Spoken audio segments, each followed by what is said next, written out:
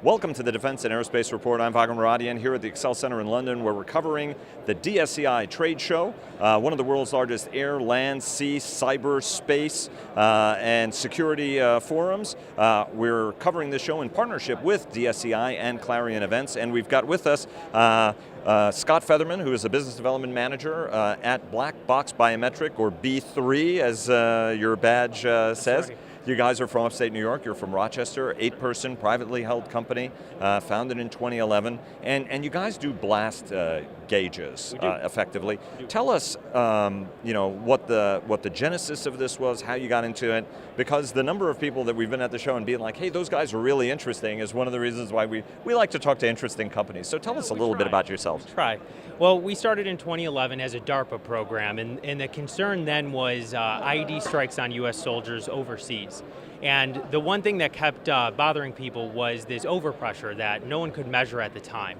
And what we developed was the blast gauge. It measures the overpressure and saves that data so that we can correlate injury to that exact exposure instead of trying to guess at who was the most hurt. And so how does it basically work? And why is it, in sort of a lay, from a simple perspective, an easily understood perspective, what's the correlation between knowing the blast pressure and the diagnosing of injury and then the designing of systems, which is a little bit, I think, easier, designing of the systems? What do we know now that we didn't know before? It is.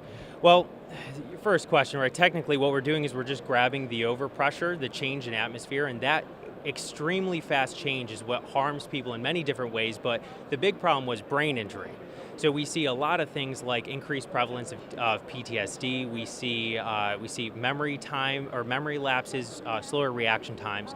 A lot of really bad things come after a guy's or girl is exposed to blast. So if you can see that blast in real time, make a good determination about who could be hurt, you can intervene and help that soldier. What we learned most was that it's not just IEDs that ended up affecting our soldiers in the US, it was our training as well.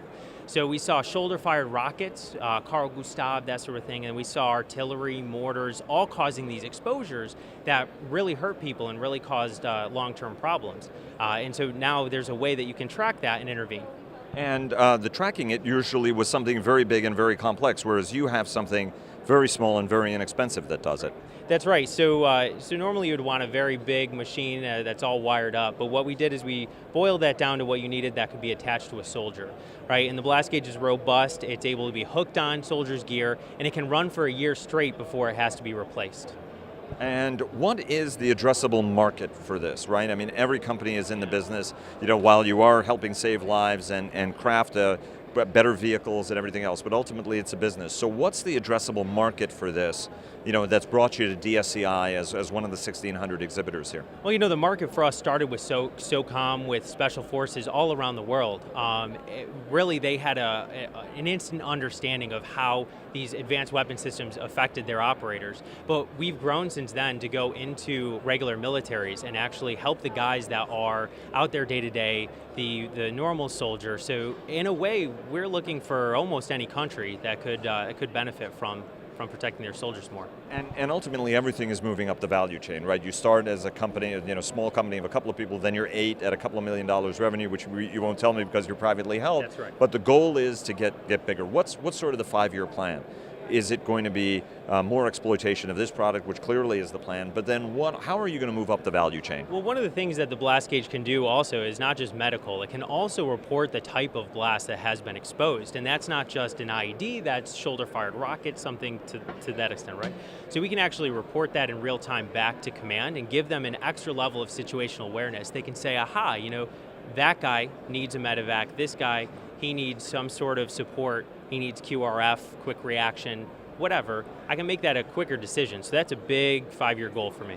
And these are, what's the life expectancy of this device? This guy will last a year straight without having to be recharged, without having to be touched by the soldier at all, because soldiers have a lot on their minds, especially when they're overseas. And this gives them the ability to put it on, let it run, let it do its thing. They don't have to interact with it until they actually need information.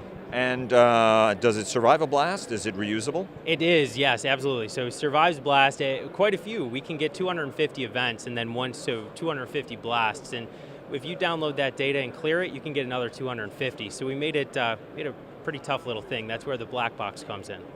Scott, thanks very much. We really appreciate it. Best of luck on the product, the program, and the company. Thank you.